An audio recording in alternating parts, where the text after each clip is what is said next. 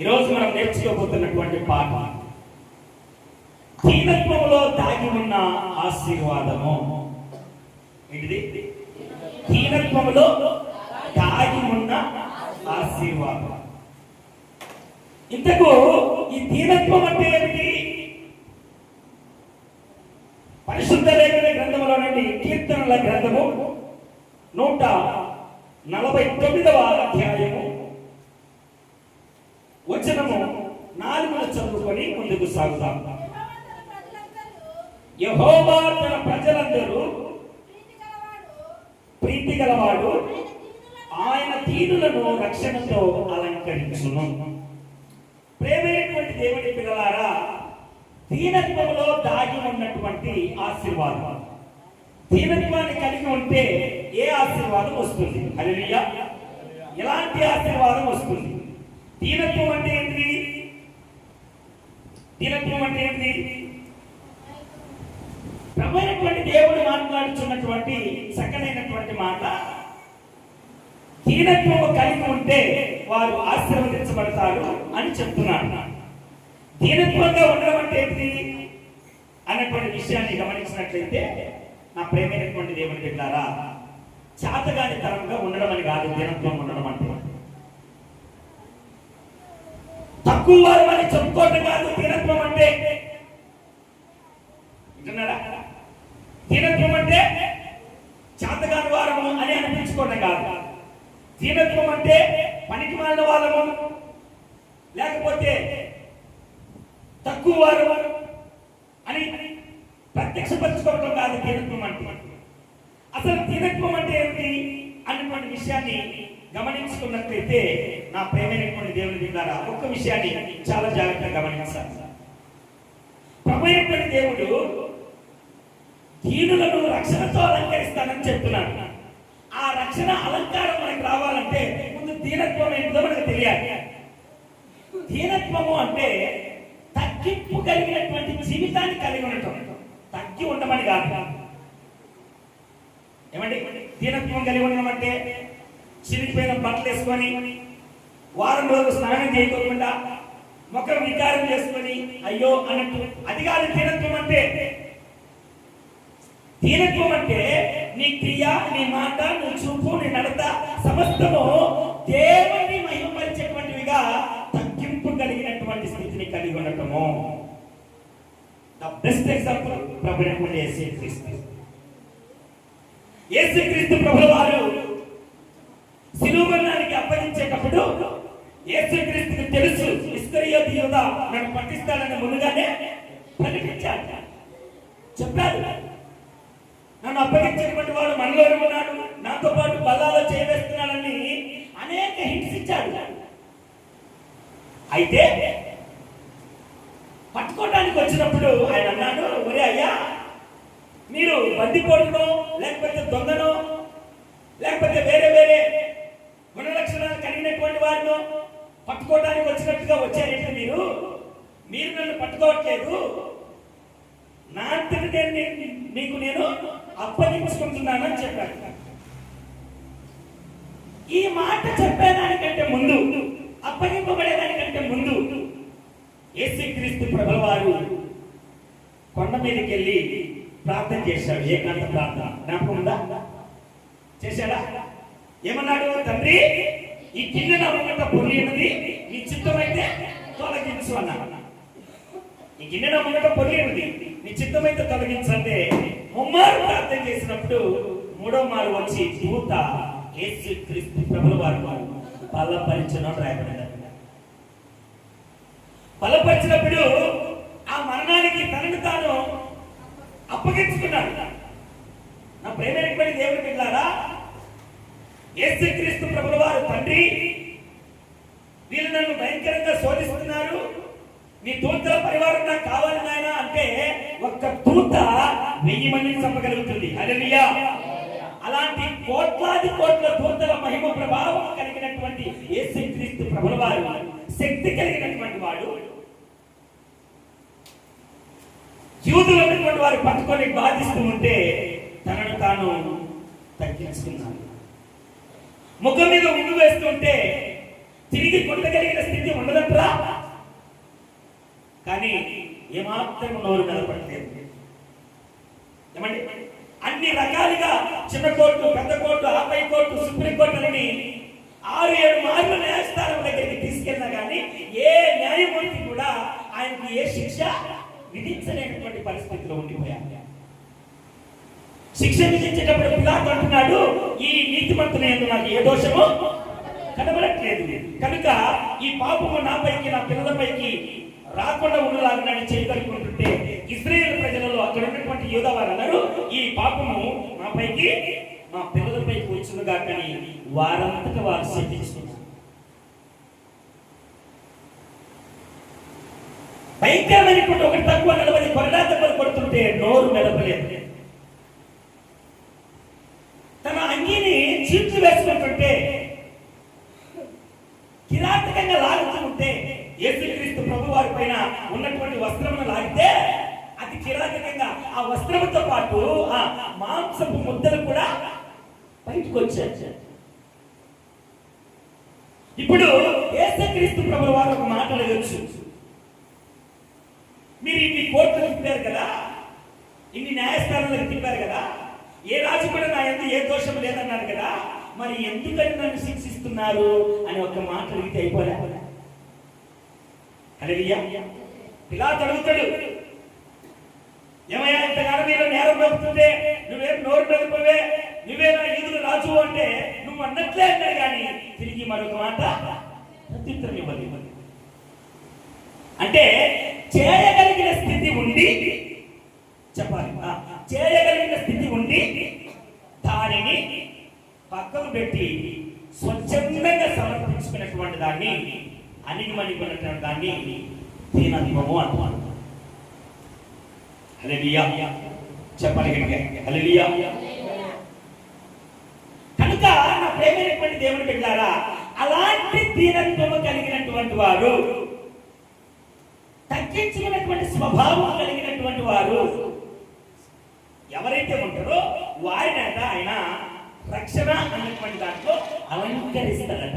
దేవుడికి స్తోత్రం కలిగిన చెప్పాలి హల్లెలూయా. చెప్పాలి హల్లెలూయా. నా ప్రేమైనటువంటి దేవుని సంగమా, అలంకారం అంటే ఏంటిది? అన్ని జనులైతేనేమి, క్రైస్తవులైతేనేమి, వేరే వేరే ఇతర అన్ని రిలీజియన్స్ లో ఉపయోగించినట్లుగా ఆభరణాలు పెట్టుకోవటము, విలువ కలిగినటువంటి వస్త్రాలు వేసుకోవటము, రకరకాలైనటువంటి ధరింప చేయటము, ఇదేనా అలంకారం అంటే?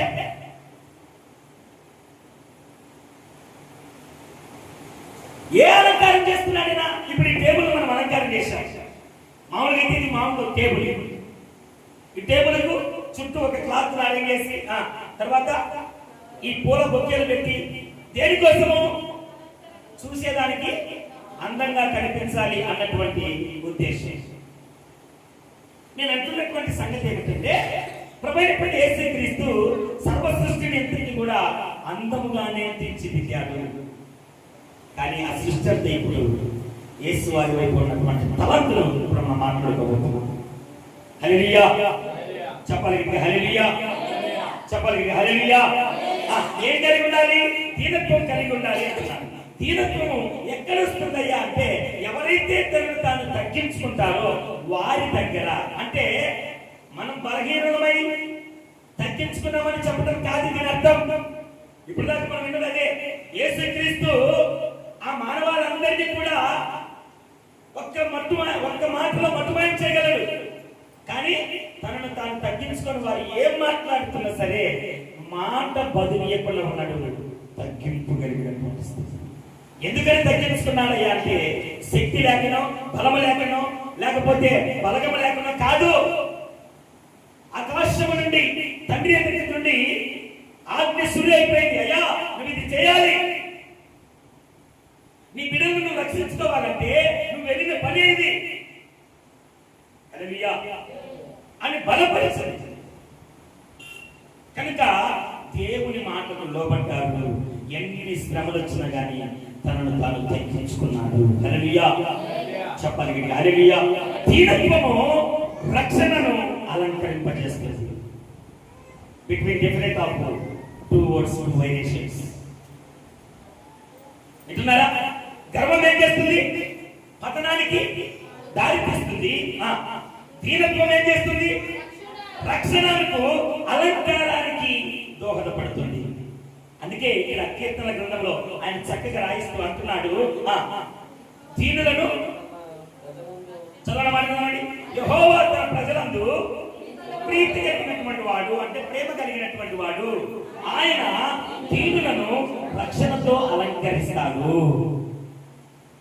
అంటే ఎక్కడైతే తగ్గింపు స్థితి ఉంటుందో అక్కడికి ఏమొస్తుందంట? దీనత్వము అన్నటువంటిది వస్తుంది. దీనత్వం ఎక్కడైతే ఉంటుందో అక్కడికి రక్షణ వస్తుంది. రక్షణ ఎక్కడైతే ఉంటుందో అక్కడ పరలోకము ఉంటుంది. హల్లెలూయా. అంటే ఇక్కడ మనం గమనించాల్సింది ఏంటంటే, మిట్టగా ఉన్నటువంటి దగ్గర నీళ్ళు ఉండవు. అక్కడి నుంచి ఏమైంది? దిగుడుగా ఉన్నటువంటి దగ్గరికి అవి పారి కిందికి వస్తుంది. దేవుని యొక్క రక్షణ కూడా హెచ్చుగా ఉన్నటువంటి వాటిపైకి రాదు. ఎక్కడికి వస్తుంది? తగ్గించుకున్నటువంటి స్వభావం కలిగిన దానికి వస్తాయి. వరద నీరు ఏ విధంగా అయితే మిట్టగా ఉన్నటువంటి ప్రాంతం నుండి లోతట్టు ప్రాంతాలకు ప్రయాణమైపోయినట్లుగా రక్షణ కూడా మిట్టగా ఉన్నటువంటి ప్రాంతం, అంటే గర్వపు స్థితిలో ఉన్నటువంటి దగ్గర నుంచి యాడికి వస్తుంది? తగ్గింపు కలిగినటువంటి స్థితిలోనికి వస్తుంది. దీనత్వం కలిగినటువంటి స్థితిలోనికి వస్తుంది. ప్రేమైనటువంటి దేవుని సంగమా, ఈరోజు కాస్తంత ఏదో ఒక అంశంలో మనకు అడిగిన కాస్తంత డబ్బుండో, ఆస్తుండో, ఐశ్వర్యం ఉండో, అందముండో, ఏదో ఒక అంశం కలిగి ఉంటే కన్నా ఖచ్చితంగా మన గర్వాన్ని ప్రదర్శించడానికి ప్రయత్నం చేస్తూ ఉంటాం. నా బంగ్లా చూడు, నా ఇల్లు చూడు, నా బైక్ చూడు, నా కారు చూడు, నా డబ్బు బ్యాంక్ బ్యాలెన్స్ చూడు. హల్లెలూయా. నేనేది, నా అధికారం ఏంటి అనుకున్న వారే వాళ్ళందరూ కూడా సీయోను కుమార్తెలు కానీ, హేరోదు రాజు కానీ, నెబుకద్నెజరు కానీ, లూసిఫర్ కానీ, వీళ్ళందరూ కూడా ఏదో ఒక అంశాన్ని బట్టి గర్వించిన వారే, పతనమైనటువంటి వారే. కానీ దీనత్వము కలిగి ఉంటే దేవుడు ఏం చేస్తానంటున్నాడు? తన రక్షణతో అలంకరిస్తాను అంటున్నాడు. ఎందుకని అలంకరించాలి? రక్షణ ఇవ్వటమే మహా ఎక్కువ అని మనం అనుకుంటుంటే మళ్ళీ ఏం చేస్తాడంట? రక్షణతో అలంకరిస్తానంటున్నాడు. దేనికి అలంకరిస్తానంటున్నాడు? రండి, యెషయా గ్రంథము 57:15. మహాగణులను, మహోన్నతులను, పరిశుద్ధులను, నిత్య నివాసి అయిన వాడు ఇలాగ సెలవించుచున్నాడు. నేను మహోన్నతమైన పరిశుద్ధ స్థలములలో నివసించువాడు. ఆయనను వినయము గల వారి ప్రాణమును ఉజ్జీవింపచేయుటకును, నలిగిన వారి ప్రాణమును ఉజ్జీవింపచేయుటకును, వినయము గల వారి యొద్దను, దీన మనసు గల వారి యొద్దను నివసించుచున్నాను. దేవునికి స్తోత్రం కలుగును గాక. హల్లెలూయా. ఎందుకంటే ఆయన రక్షణ అన్నటువంటి దానిలో మనం అలంకరించడము. మన ఇంటికి ఏదైనా సేవ చేస్తున్నారంటే, చుట్టం వస్తున్నారంటే, ఏమండి బంధుమిత్రులు వస్తున్నారంటే ఏం చేస్తాము? అక్కడ ఇక్కడ పడినటువంటి బాటిల్స్ లేకపోతే బట్టలు వాటన్నింటినీ కూడా ఒక క్రమమైనటువంటి స్థితిలో ఉంచి, ఏమండి చక్కగా రూమ్ అంతటి సర్ది, అవునా, మంచి సుగంధం ద్రవ్యాలుగా వాటిని అక్కడ పోసి చక్కగా గమగమ వాసన వచ్చేటువంటి విధంగా సిద్ధపరుస్తారు.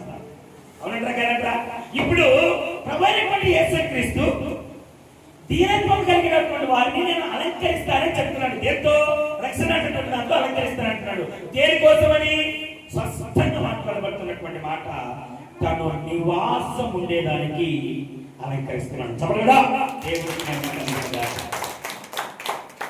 దేనికి అలంకరిస్తున్నాడు? దీనులను దేనికని అలంకరిస్తున్నాడు?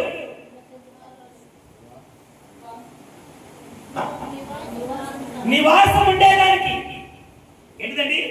పరమ పవిత్రత కలిగినటువంటి ప్రభువైనటువంటి యేసుక్రీస్తు ప్రభుల వారు పాపముల చేత, అపరాధముల చేతటువంటి మనయుడు నివాసం చేయడానికి ఇష్టపడుతున్నాడు. అందుకే దానిలో ఉన్నటువంటి గర్వం అన్నటువంటి దాన్ని రిమూవ్ చేయండి అని చెప్తున్నాడు. దీనత్వం ఎక్కడైతే ఉంటుందో అక్కడ ఆయన రక్షణ అలంకరిస్తానని చెప్తున్నాడు. ఎందుకోసమయ్యా ఆ అలంకారం అంటే నివాసం ఉండే దానికోసము. ప్రభువైనటువంటి దేవుడు నివసించడానికి ఆ నివాసాన్ని దేనికోసం సిద్ధపరుస్తున్నాడు? దేవునికి మహిమ కలుగును గాక. పరమ పవిత్రుడైనటువంటి దేవుడు చెప్తున్నటువంటి మాట, దీనత్వం కలిగి ఉంటే రక్షణ అన్నటువంటి అలంకారం ఏ విధంగా ఉంచుతానంటున్నాడు. ఆ రక్షణ దేనికోసమయ్యా అంటే, ఆ అలంకారం దేనికోసమయ్యా అంటే ప్రభువైనటువంటి యేసుక్రీస్తు సాక్షాత్తు మనలో నివసించడానికి.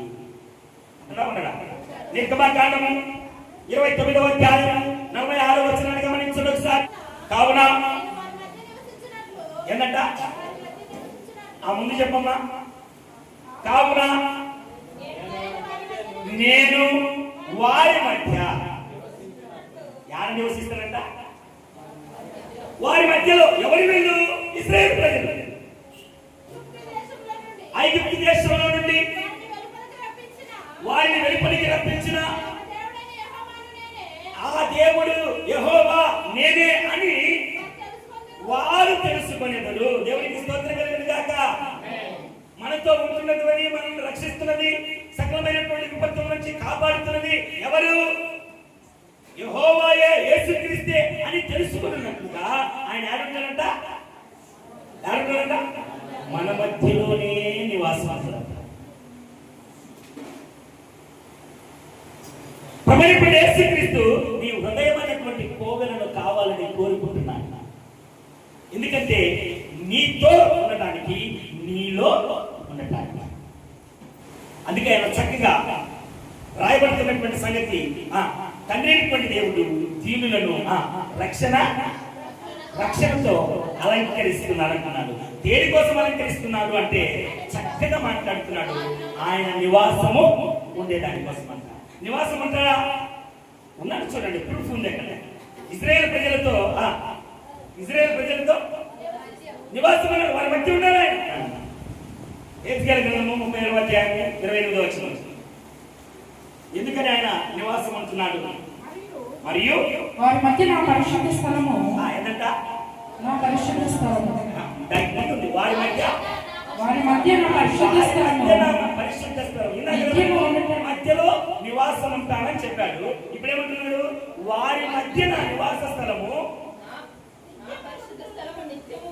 నిత్యము ఉండుటను బట్టి యెహోవానైనా నేను ఇశ్రాయేలును పరిశుద్ధపరచువాడునని అన్యజనులు తెలుసుకుందరు. ఎందుకుంటారనుకుంటున్నాడు మన మధ్యలో? ఎందుకుంటారనుకుంటున్నాడండి? పాపులము, దోషులము, సమస్తమైనటువంటి దుర్నీతితో బ్రతుకుతున్నటువంటి వారము అయినా సరే మన మధ్యలో ఉండటానికి దేవుడు యత్నం చేస్తున్నాడంట. దేనికని? మనలను పరిశుద్ధపరచడానికి. హల్లెలూయా. పరిశుద్ధత లేకుండా ఎవరు కూడా పరలోకానికి వెళ్ళలేదు. దయచేసి గమనించాలి. ఇప్పుడు పరలోకానికి వెళ్ళాలంటే ఏం కావాలి? పరిశుద్ధత కావాలి. పరిశుద్ధత కావాలంటే దేవుడు మనతో ఉండాలి. దేవుడు మనతో ఉండాలంటే దీన మనసు ఉండాలి. రక్షణ అనేటువంటిది ఉండాలి. ఆ రక్షణ ఎలా వస్తుంది అంటే దీన మనసు వలన వస్తుంది. ఇదంతా దేనికోసమో? మాకేమొస్తుంది? దేనికోసం ఉండాలి మేము? సామెతల గ్రంథము 22వ అధ్యాయం 4వ వచనం. యెహోవా యందు భయభక్తులు కలిగి ఉన్నట్టు వినయమునకు ప్రతిఫలము. చాలా ఒక్క నిమిషం అంటున్నాం. దీనత్వం కలిగి ఉండడం అంటే ఏంటిది? స్పష్టంగా రాయబడింది. దేవుని యందు భయము భక్తి కలిగి ఉండాలి. ఓకేనా? దేవుని యందు భయభక్తులు కలిగి ఉండటము దీనత్వానికి మాట.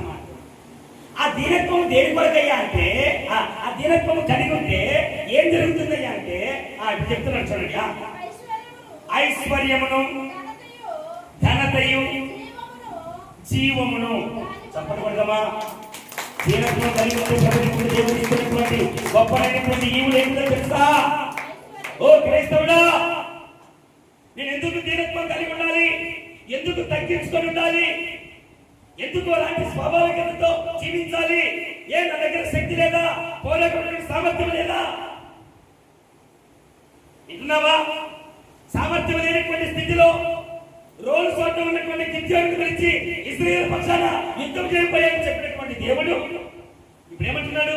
దీనత్వం కలిగి ఉండరా నాయన అంటున్నాడు. వింటున్నారా? హల్లెలూయా. చేతగానిగా ఉన్నటువంటి వ్యక్తిని పురికొల్పి అని చెప్తున్నాడు. నువ్వు ఇశ్రాయేలు పక్షాన వారిని కాపాడడానికి వెళ్ళి యుద్ధం చేయబోయా?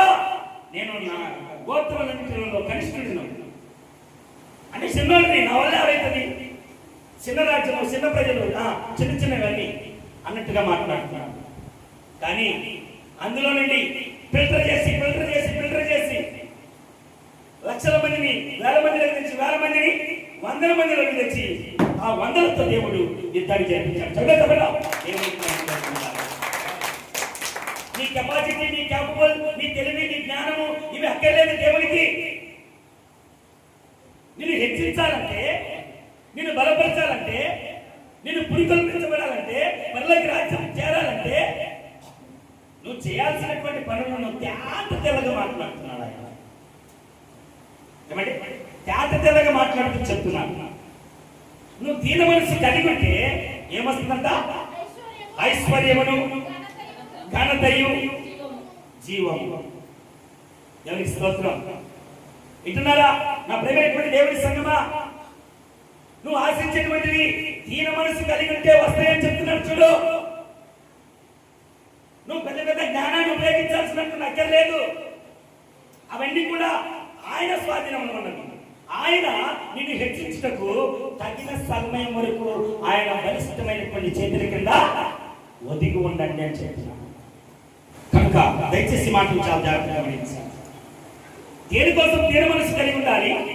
గర్వతను తీసివేసి ఎందుకని అలాగ జీవించాలంటే ఐశ్వర్యమును, ఘనతను, జీవమును ఇచ్చడానికి ప్రభువైన దేవుడు నిన్ను దీన మనసు కలిగి ఉండమని చెప్తున్నాడు. దేవునికి స్తోత్రం. సువార్త 5వ అధ్యాయం 3వ వచనాన్ని చదవండి. ఆత్మ విషయమై దీనులైన వారు ధన్యులు, పరలోక రాజ్యము వారిది అని చెప్తున్నాడు. ఆత్మ విషయమై దీనులైన వారు ధన్యులు. ఆ విధంగా దీనత్వం కలిగి ఉంటే ఏమొస్తుందంట? పరలోక రాజ్యం వస్తుందంట. హల్లెలూయా. ఇందాకనేమో దీన మనసు కలిగి ఉంటే ఐశ్వర్యములు, ఘనతయు, జీవం వస్తుందని చెప్తున్నాడు. ఇక్కడ ఏం చెప్తున్నాడు? దీనత్వం కలిగి ఉంటే నిత్య పరలోక రాజ్యం వస్తుందని చెప్తున్నాడు. దేవునికి మహిమ కలుగును గాక. హల్లెలూయా. దీనత్వం కనబరుస్తున్నావా? గర్వంతో ఉన్నావా? గర్వంతో ఉన్నటువంటి మహానుభావులు పొందినటువంటి పాటలు చూశాను. దీనంగా ఉన్నటువంటి గనులు, శ్రేష్ఠుల యొక్క జీవితాలను చూస్తున్నాం. ఆయన మనకు నేర్పుతున్న సంగతిని కూడా మనం శ్రద్ధగా ఉంటున్నాం. కనుక భయభక్తులు కలిగి ప్రభునందు జాగ్రత్తతో కూడిన ప్రవర్తనతో ముందుకు సాగాలని కోరుకుంటూ 4 మాటలు ముగిస్తున్నాను. దేవుని నామములకు మహిమ కలుగును గాక. ఆమేన్.